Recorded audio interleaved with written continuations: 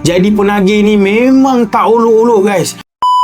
Aku cuba untuk melarikan diri aku daripada circle aku waktu tu, dan aku berjaya lari guys. Tapi kalau kau nak tahu apakah kesan yang paling buruk dalam hidup aku, adalah aku menjadi seorang penagih.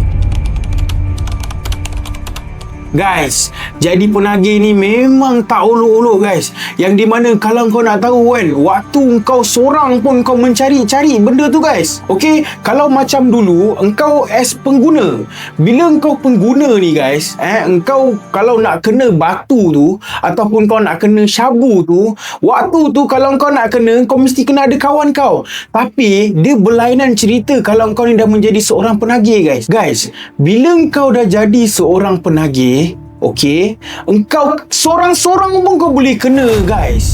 Yang di mana kalau engkau tak ada barang tu, engkau mencari-cari. Aku pernah ada dalam situasi tu guys. Benda ni menjadi sejarah hitam lah dalam hidup aku.